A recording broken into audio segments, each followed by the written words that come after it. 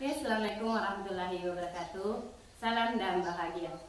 Berjumpa lagi dengan saya Herlinda, calon guru penggerak angkatan 10 dari SD Negeri 89 Kampoti, Kabupaten Bone. Kali ini saya tidak sendiri, saya ditemani dengan rekan saya, Ibu Harmiana, guru kelas 3 di SD Negeri 89 Kampoti. Oke, Assalamualaikum warahmatullahi wabarakatuh, Bu. Apa kabar, Bu? Alhamdulillah baik. Alhamdulillah, Bu. Hari ini kita ada percakapan pra-observasi ya, Bu. Nanti saya akan mengamati jalannya proses pembelajaran Ibu. Nah, jadi sebelum kita melakukan observasi, ada namanya dulu pra-observasi. Adapun tujuan yang dilakukan seperti ini, Bu, untuk mengetahui dan juga mengevaluasi jalannya proses yang Ibu lakukan. Dan kenapa kita harus melakukan pra-observasi agar Ibu lebih lebih siap lebih siap nantinya sebelum melakukan proses pembelajaran. Agar nantinya Ibu lebih percaya diri sehingga memberikan pembelajaran yang terbaik untuk murid. Seperti itu, Bu. Jadi ada beberapa pertanyaan yang ingin saya sampaikan sama Ibu. Yang pertama terkait tujuan. Nah, apa tujuan pembelajaran yang ingin Ibu capai? Ya, di sini ada dua tujuan pembelajaran yang ingin saya capai. Yang pertama, murid dapat memilih alat ukur yang sesuai dengan fungsinya. Yang kedua, murid dapat menggunakan alat ukur tersebut sesuai dengan fungsinya. Baik ya, Bu. Tadi Ibu sampaikan ada dua tujuan yang ingin Ibu capai. Nah, bagaimana dengan area pengembangan yang ingin Ibu capai atau yang ingin Ibu lakukan? Ada pengembangan yang ingin saya capai, Bu, yaitu terkait dengan pengetahuannya dan keterampilannya. Yang pertama, pengetahuan di mana murid mengetahui alat ukur dan fungsinya.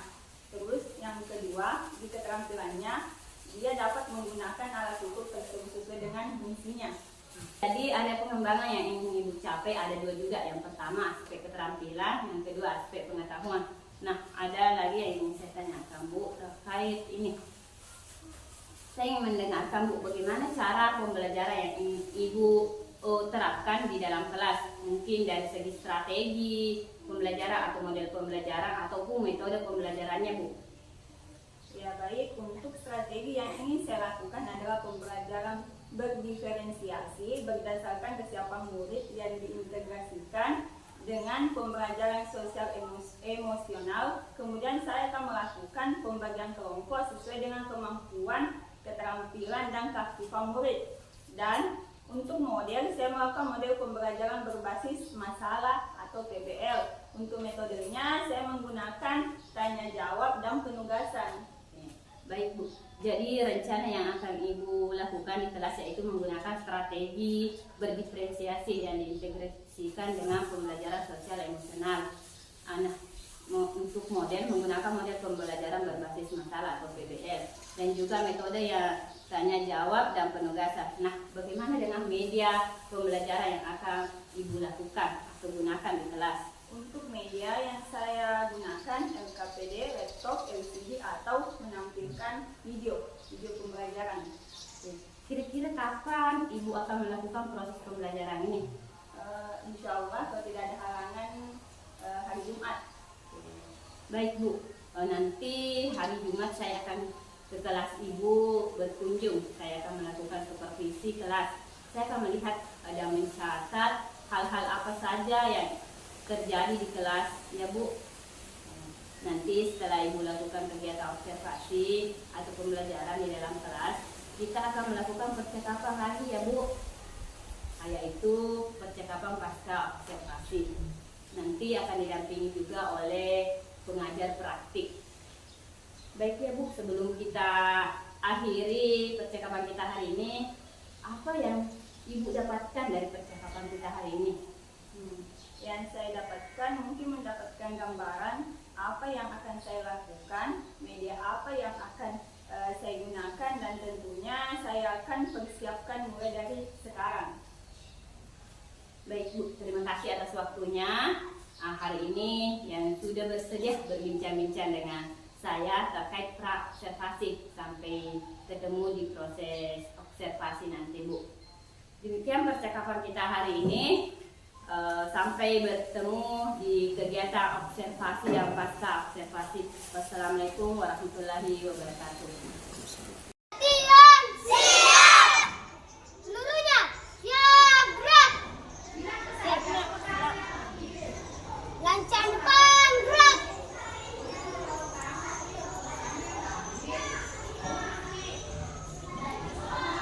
Tegak gerak.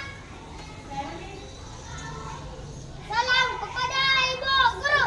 Assalamualaikum warahmatullahi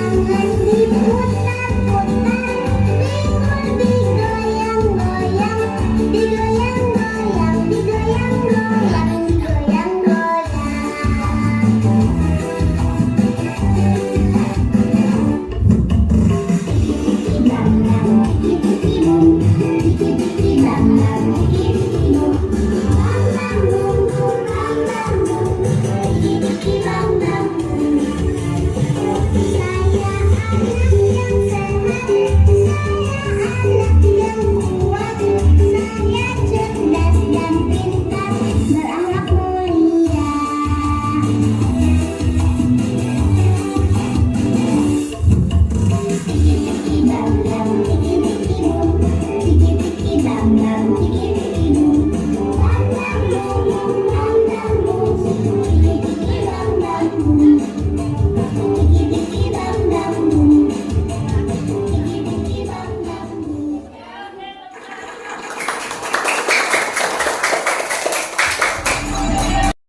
bagaimana perasaannya, senang? Berarti kalau sudah senang, berarti sudah siap untuk belajar di? Oke. Untuk hari ini kita akan belajar tentang alat ukur. Ada tujuannya ini. Satu, setelah kita belajar nanti kita akan tahu alat ukur dan fungsinya kan?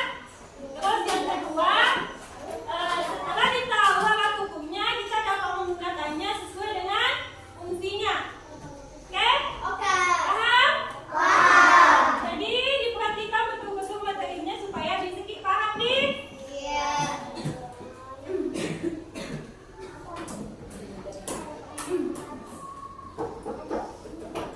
Ya, oke. Sebelum kita masuk materi, ya, siapa yang pernah mengukur?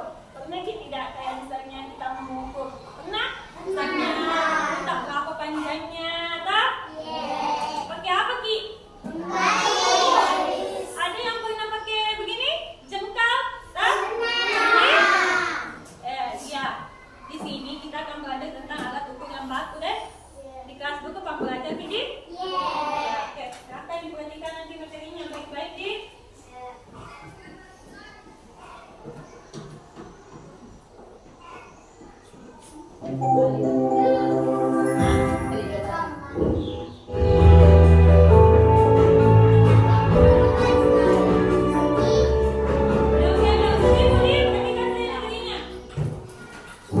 Halo adik-adik, selamat datang di video pembelajaran matematika.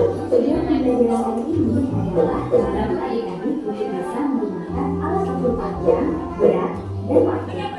Nah, apa itu alat ukur? Alat ukur adalah alat yang digunakan untuk mengukur suatu benda.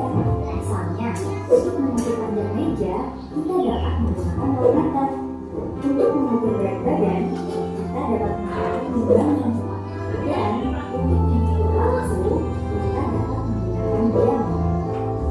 Bagian pertama, mengukur panjang benda. Untuk mengukur panjang benda seperti sepatu, kursi, dan buku digunakan penggaris atau mistar. Satuan panjang pada penggaris adalah sentimeter. Untuk mengukur benda yang lebih panjang seperti ruang kelas, pagar sekolah, dan pintu-pintu digunakan voltmeter. Satuan panjang pada voltmeter itu sama dengan pada penggaris, yaitu sentimeter. Perhatikan gambar berikut. Berapakah panjang pensil ini? Untuk mengukur panjang pensil dengan tepat, kita bisa menggunakan penggaris. Bagaimana caranya mengukur dengan penggaris? 1. Letakkan salah satu ujung pensil tepat sejajar pada angka 0. Luruskan ujung pensil dengan angka 0 ya. 2. Lihatlah angka yang sejajar dengan ujung pensil yang satunya. 3. Angka yang ditunjukkan ujung pensil itulah yang merupakan panjang pensil. Oke, untuk lebih jelasnya perhatikan gambar berikut. Ayo kita sebutkan bersama ukuran benda-benda ini dengan lengkap. Buku panjangnya 20 cm. Spidol panjangnya 10 cm. Penghapus panjangnya 5 cm. Kotak pensil panjangnya 15 cm. Dan kertas lipat panjangnya 10 cm. Sekarang coba adik-adik perhatikan benda atau peralatan sekolah di dekat kalian dan ukur panjangnya menggunakan penggaris ya. Bagian kedua, mengukur berat benda. Pernahkah adik-adik mengukur berat badan kalian? Alat ukur apa yang kalian gunakan? Ya, benar, timbangan. Berat benda dapat diukur dengan timbangan atau neraca. Untuk timbangan bermacam-macam. Satuan berat pada timbangan adalah gram atau kilogram. Mari perhatikan gambar timbangan berikut. Gambar 1. Timbangan ini digunakan untuk mengukur berat badan.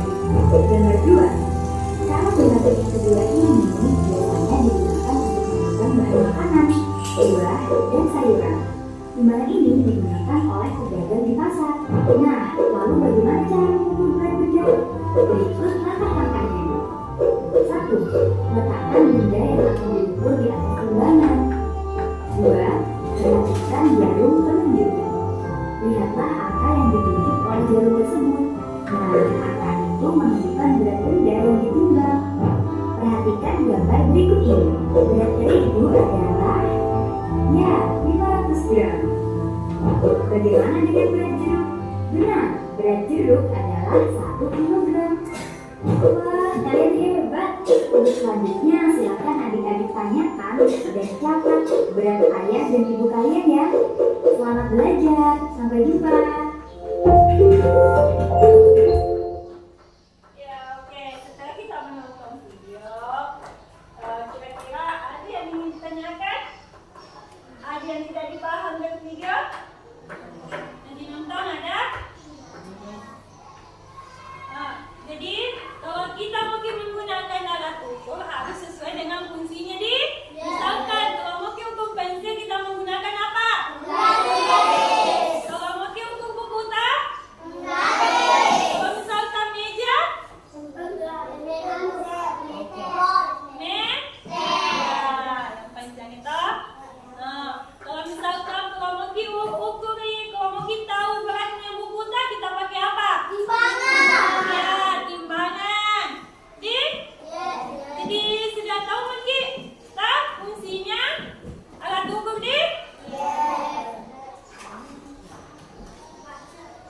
Ya, sekarang saya bagi menjadi 4 kelompok di.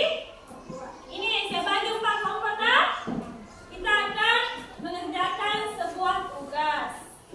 Oke, paham? 1, 2, 3, 4. Saya bagikan di LKPD ini silahkan dikerja secara berkelompok. Setelah nanti dikerja, kita naik di atas presentasikan ini. Oke, paham? Oke, sebelum lanjut ada tidak yang mau bertanya? Saya bisa materinya paham lagi?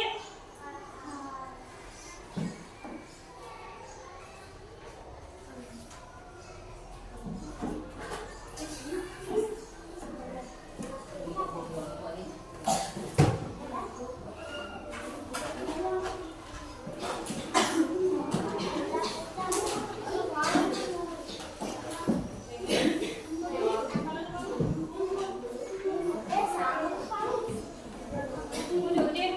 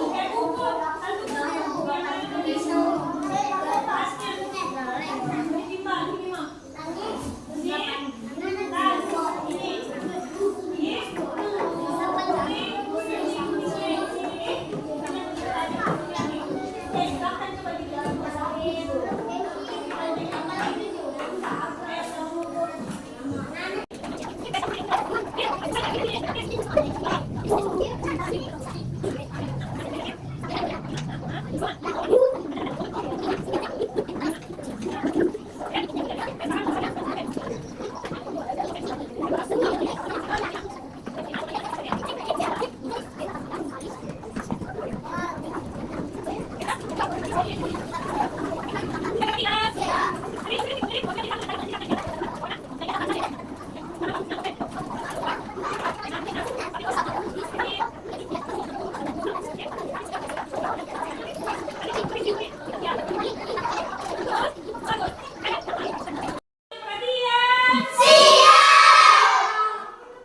siap berarti pandangannya ke depan. Ya. Nengki satu-satu, neng semua satu kelompok nih. Neng semua kita pakai presentasi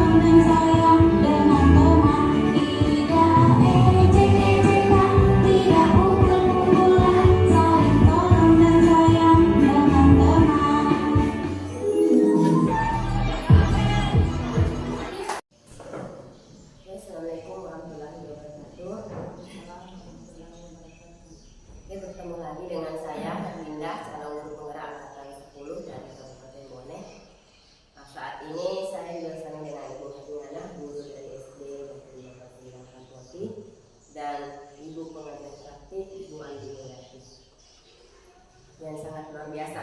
Nah, bagaimana kabarnya Bu ini? Alhamdulillah baik. Alhamdulillah. Bu Ana, hari ini kita akan melakukan percakapan pasca observasi, di mana sebelumnya kita sudah melakukan kegiatan pra-observasi dan observasi kelas. Di mana saat melakukan pembelajaran tadi saya sudah mengamati Ibu apa yang dilakukan. Nah, ada beberapa yang saya lakukan. Yang pertama terkait perasaan ini setelah melakukan kegiatan pembelajaran di kelas. Kalau perasaanku menyenangkan, di mana ada beberapa kegiatan yang membuat murid antusias dalam belajar sebagai seorang guru. Ketika melihat murid senang dengan pembelajaran kita, tentunya kita juga akan merasa senang.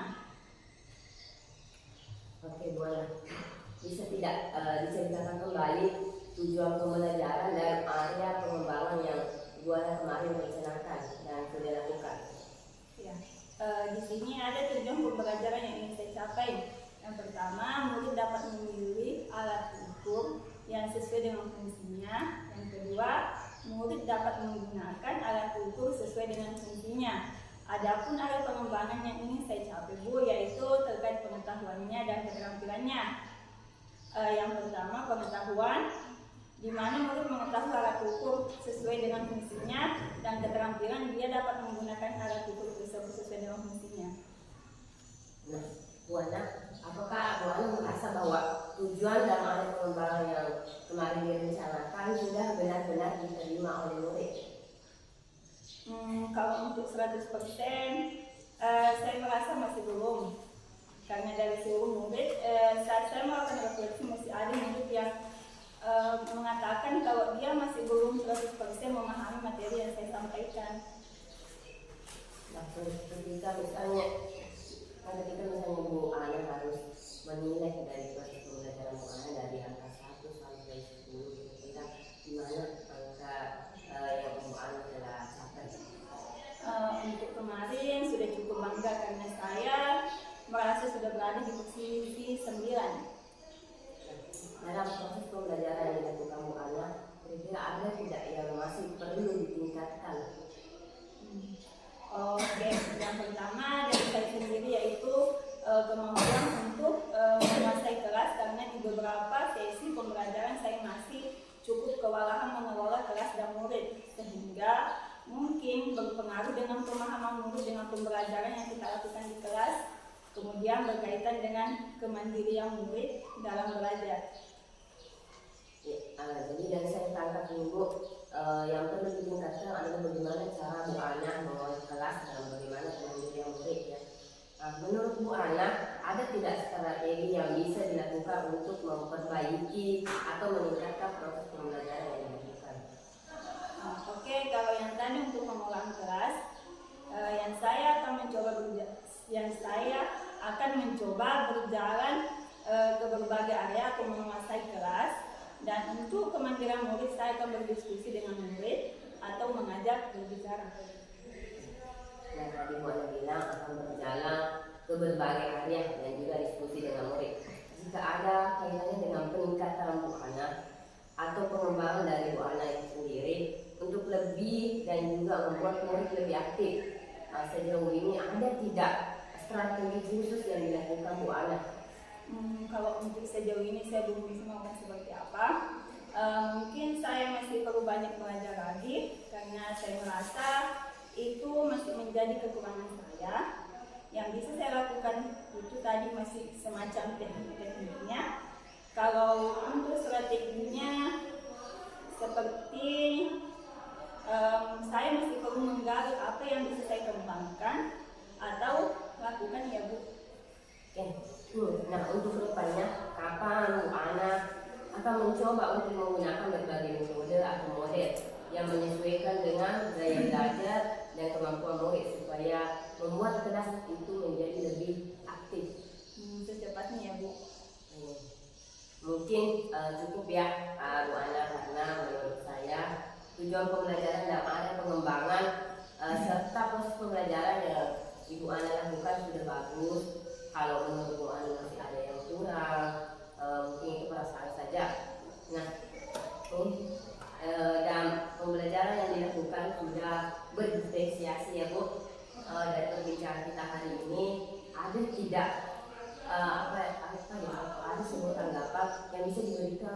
oleh Bu Ana? Sebuah kesimpulan.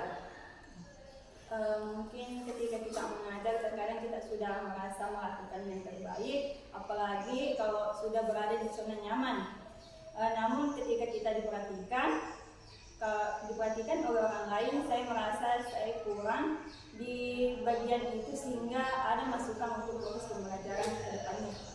Oke, saya juga banyak belajar dengan Ibu. Bu Ana adalah guru yang muda, tetapi kemampuannya dalam mengolah kelas dan juga pembelajaran berdiferensiasi sudah sangat baik ya Bu. Salah satunya juga guru di sini yang luar biasa melakukan perubahan.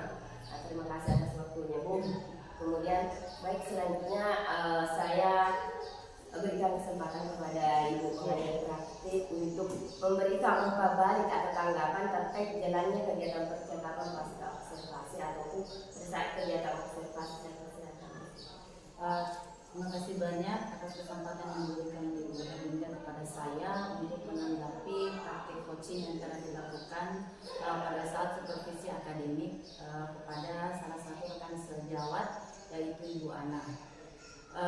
Supervisi akademik yang dilakukan Ibu Herlinda dengan menggunakan teknik coaching, saya rasa itu sudah sangat luar biasa karena sudah menggunakan alur Tirta, di mana tadi saya dengar bahwa dalam percakapannya itu penentuan tujuan sudah jelas, kemudian identifikasi masalah yang dihadapi oleh coaching seperti apa, kemudian bagaimana coaching tersebut bisa menentukan rencana aksi yang akan dia lakukan, kemudian di akhir terdapat kesimpulan untuk melakukan tanggung jawab, sehingga yang supervisi bisa menemukan solusi dari permasalahan yang dihadapi ketika melakukan pembelajaran. Saya rasa seperti itu. Sekian dari saya. Assalamualaikum warahmatullahi wabarakatuh. Terima kasih banyak atas kesempatannya Bu. Jadi baik, cukup sekian untuk kegiatan supervisi akademik yang mana dimulai dari pra observasi, kemudian kita observasi kelas dan diakhiri dengan pasca observasi.